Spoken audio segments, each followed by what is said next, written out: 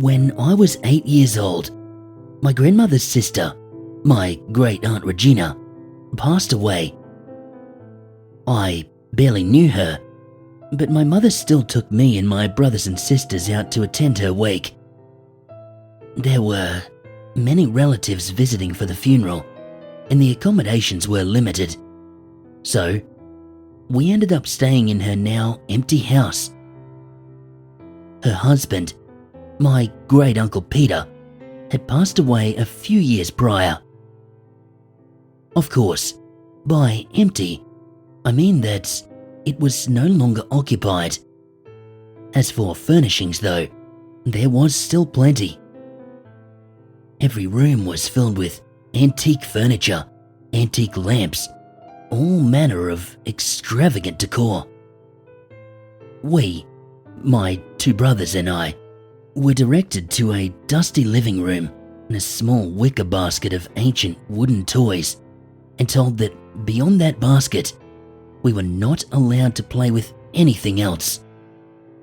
No climbing on the furniture, no turning anything on, nothing. With that one rule in place, we were then foolishly left to our own devices, as everyone else left to attend a reception before the funeral. We were abandoned in a crypt of a living room with a basket of wooden blocks and toy trains. So, naturally, we ignored the baby toys and began exploring this enormous house. We didn't touch any of the things. We just went from room to room. The place was so big, though, that we quickly got separated. We were calling each other from room to room, eventually making a game out of it, purposely losing my little brother until he'd cry. Through a foyer, I found a set of winding stairs leading up to the second floor, and of course, I followed them. The second floor was just a long hallway with doors all up and down on both sides. All of them were closed. One door in particular caught my attention because someone had driven 2 hooks into the wall on either side of it and draped a long sash across them, effectively cordoning off the doorway. This made me curious. Ignoring the calls from downstairs of my brothers, I walked down the hall, up to the door with the sash. There was nothing that immediately jumped out at me as being different about the door. Just a plain, white door with a brass knob and a key sticking out of the keyhole. I jiggled the knob and I found it was locked. Inside my own mind, I fought with myself for all of about 10 seconds as to leaving the door alone and going back downstairs. But I wanted to know what was in that room. So I turned the key and I tried the knob again. I pushed the door open inward and there was this long sigh, like it had been holding its breath and was finally exhaling. The inside of the room was as black as night. Even with the door open and a lamp on the small table just behind me, the light stopped at the other side of the door frame, as if the room was swallowing it. I couldn't even see the door, except for the edge and the hinges. It was like I was standing on the precipice of nothing. I got dizzy just looking into it. I had to hold on to the door frame and to keep myself steady at first. Then, I took a step back and I felt the rush of vertigo fade. At the same time, all of the sounds around me seemed to become muffled. From downstairs, I could hear my little brother crying once again, but it sounded so distant.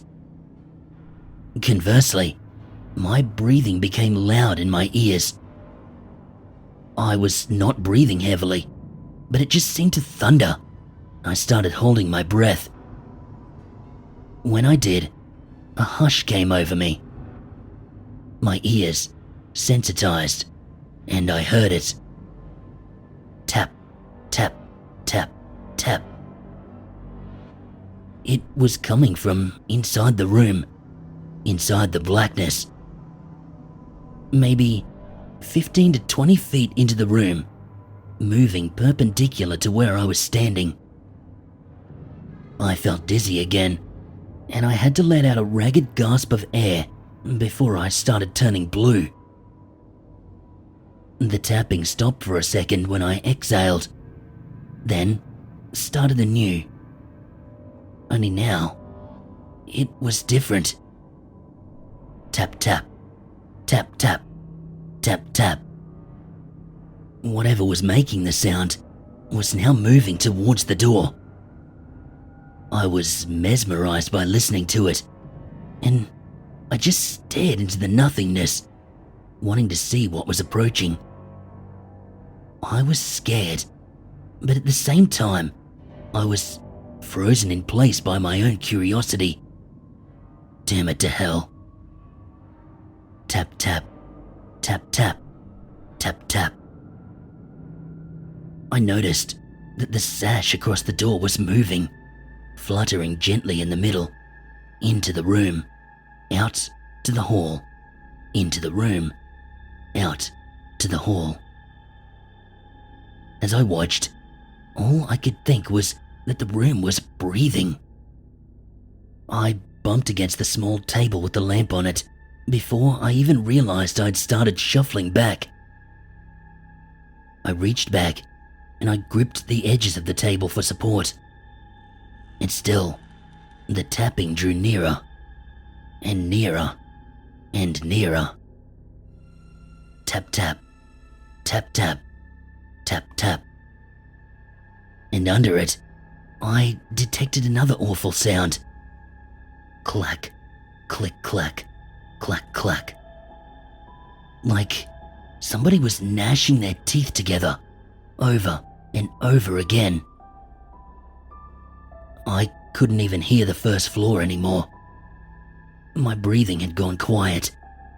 All I could hear was that tapping and the clacking coming closer and closer.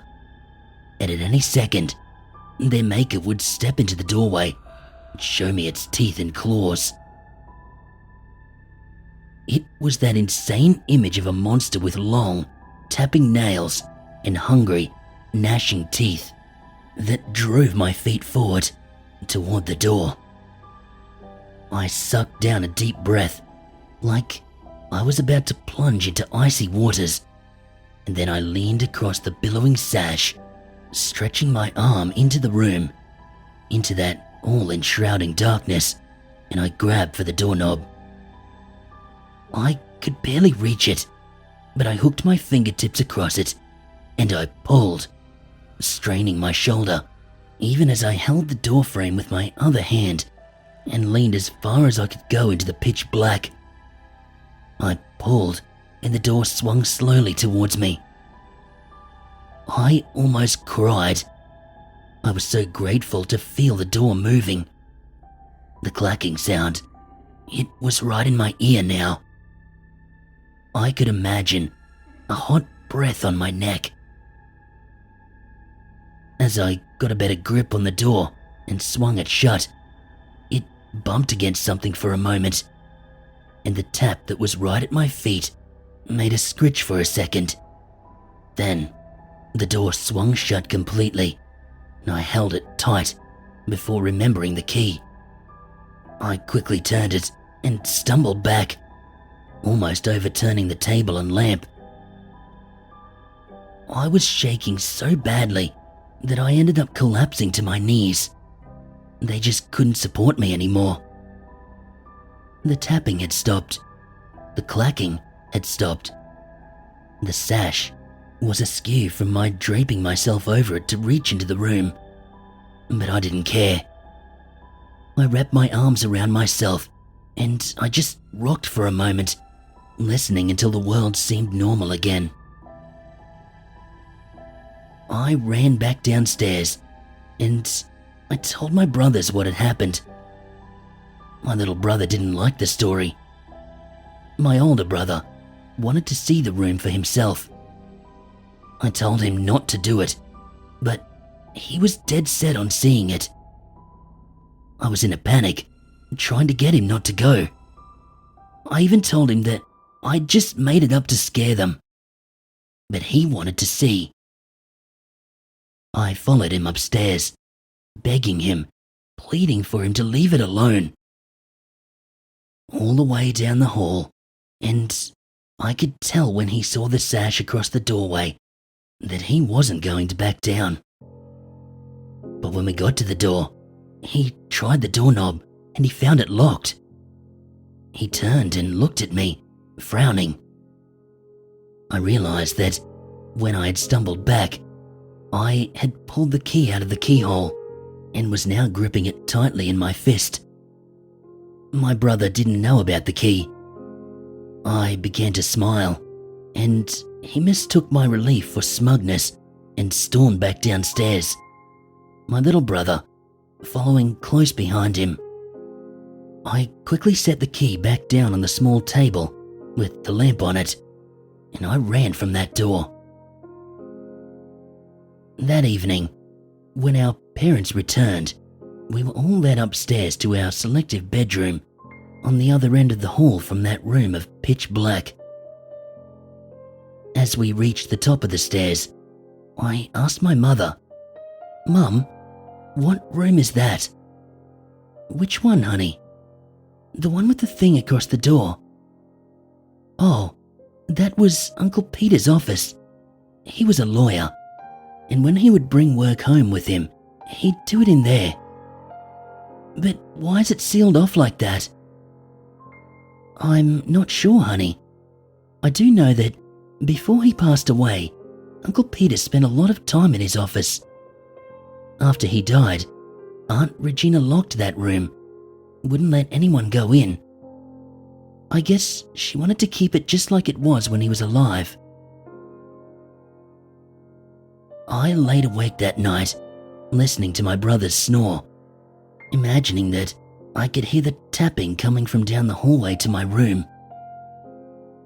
When I finally did sleep, I had a nightmare that I was in the room of pitch black, blind, and something was hugging me to its chest and clacking its teeth in my ear.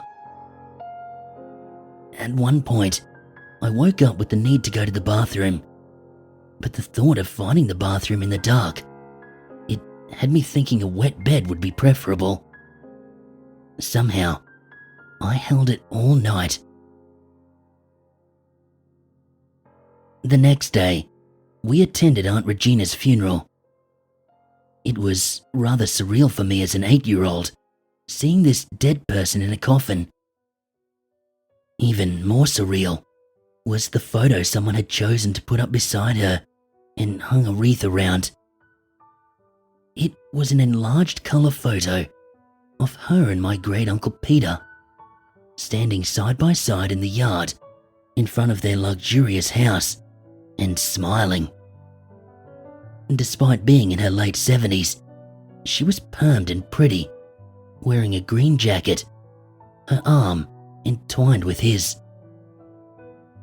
Uncle Peter, on the other hand, was pale and sickly looking, despite his smile. His eyes were sunken, his hair shock white, and his face gaunt. He was hunched over in a business suit, gripping a black cane in his left hand to keep himself upright.